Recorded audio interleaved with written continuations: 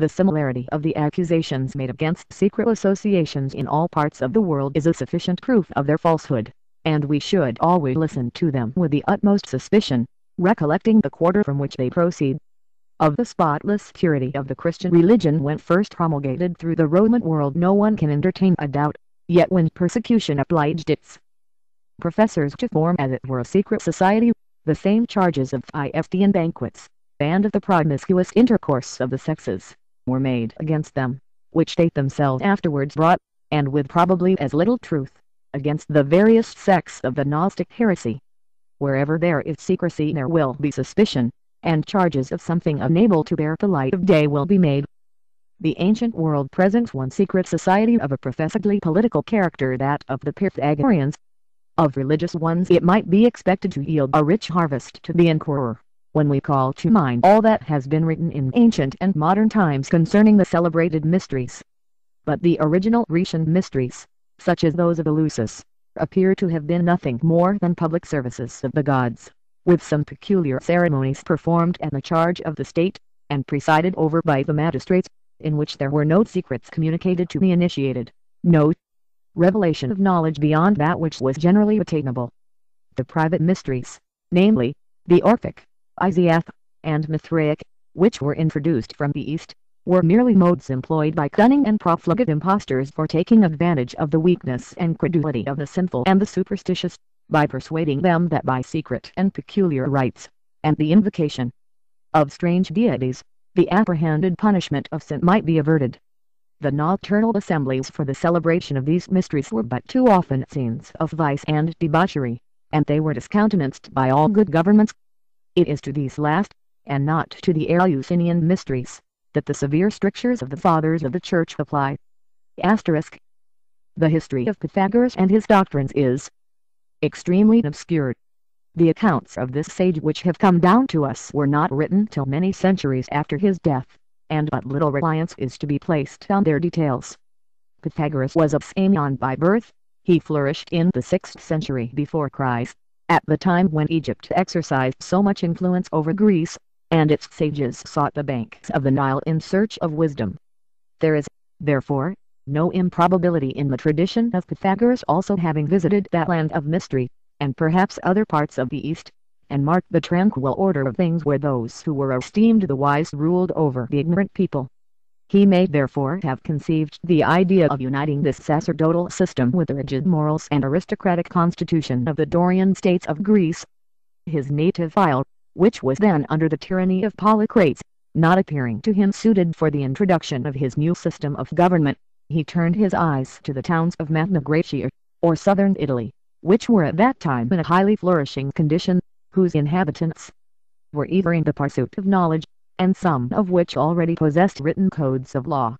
He fixed his view on Croton, one of the wealthiest and most distinguished of those towns.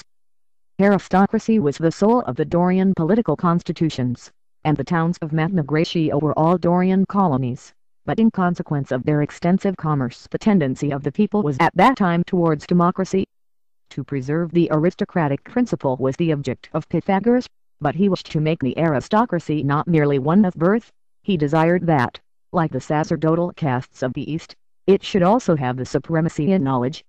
As his system was contrary to the general feeling, Pythagoras saw that it was only by gaining the veneration of the people that he could carry it into effect, and by his personal advantages of beauty of form, skill in gymnastic exercises, eloquence, and dignity, he drew to himself the popular favor by casting the mantle of mystery over his doctrines.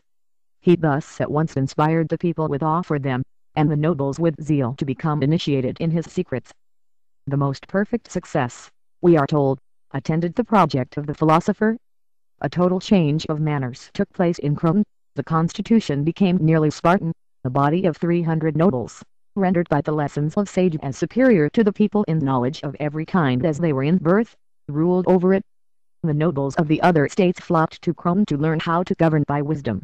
Pythagorean missionaries went about everywhere preaching the new political creed. They inculcated on the people religion, humility, and obedience. Such of the nobles as were deemed capable were initiated in the wisdom of the order, and taught its maxims and principles. A golden age, in which power was united with wisdom and virtue, seemed to have begun upon earth. But, like everything which struggles against the spirit of the age, such a political system was not fated to endure. While Rome was the chief seat of Pythagoreanism, luxury had fixed her throne in the neighboring city of Sybaris. The towns were rivals, one or the other must fall. It was little more than 30 years after the arrival of Pythagoras in Rome that a furious war broke out between them. Led by Milo and other Pythagoreans, who were as expert in military affairs as skilled in philosophy, the Crotonites utterly annihilated the power of their rivals, and Sybaris sank to rise no more. But with her sank the power of the Pythagoreans. They judged it inexpedient to give a large share of the booty to the people. The popular discontent rose. Solon, a man who had been refused admittance into the order, took advantage of it, and urged the people on. The Pythagoreans were all massacred, and a democracy established. All the other towns took example by Rome. The general persecution of the order commenced, and Pythagoras himself was obliged to seek safety in flight, and died far away from the town which once had received him as a prophet. The Pythagoreans never made any further attempts at attaining political power, but became a mere set of mystic philosophers, distinguished by peculiarities of food and dress. Ancient times present us with no other society of any importance to which we can properly apply the term secret.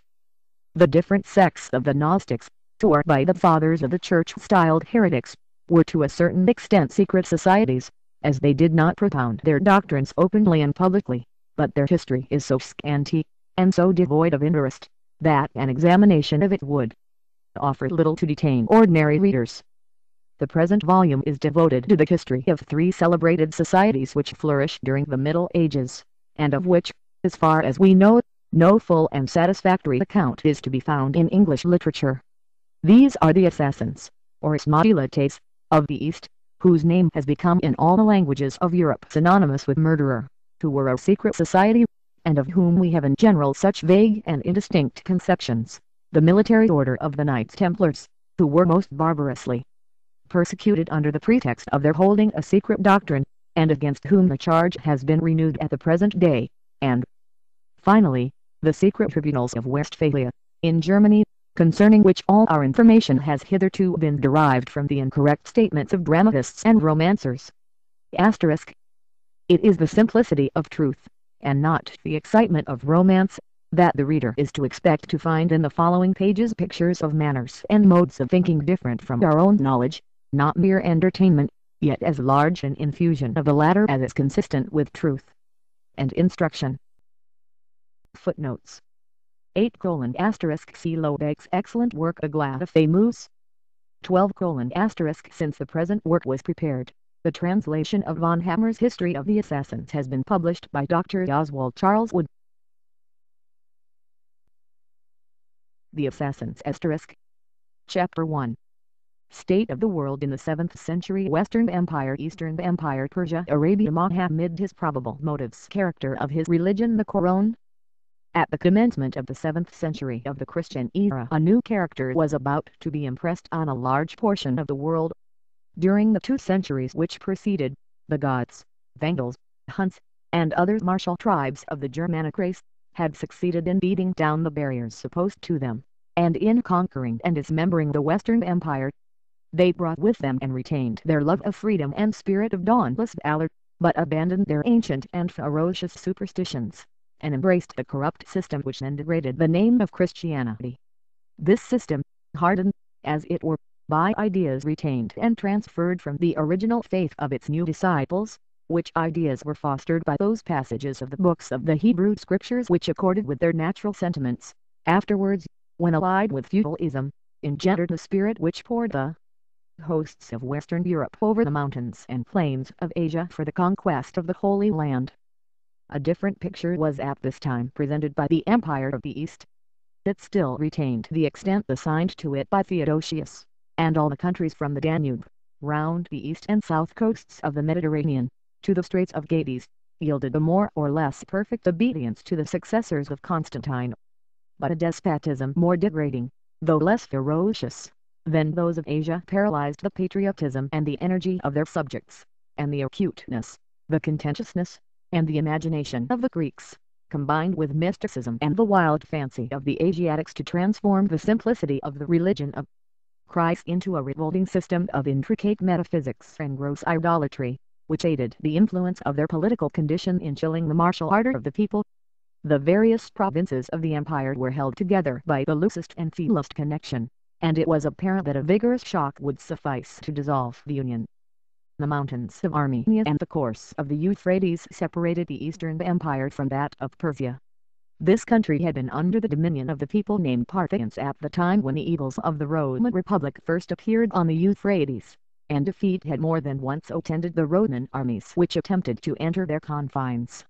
Like every dominion not founded on the freedom of the people, that of the Arsacides, the Parthian royal line grew feeble with time, and after a continuance of nearly 5 centuries the scepter of Arsaces passed from the weak hand of the last monarch of his line to that of Ardashir they began, that is the son of Babek, the valiant officer of the royal army, and a pretended descendant of the ancient monarchs of Persia. Ardashir, to accomplish this revolution, availed himself of the religious prejudices of the Persian people. The Parthian monarchs had inclined to the manners and the religion of the Greeks, and the light religion the original faith of Persia, and one of the purest and most spiritual of those to which a divine origin may not be assigned had been held in slight estimation, and its priests unvisited by royal favor. It was the pride and the policy of Ardashir to restore the ancient religion to the dignity which it had enjoyed under the descendants of Cyrus, and religion, in return, lent her powerful aid to his plans of restoring the royal dignity to its pristine vigor, and of infusing into the breast of the people the love of country and the ardor for extending the Persian dominion to what it had been of old. And for 400 years the Sassanids were the most formidable enemies of the Roman Empire.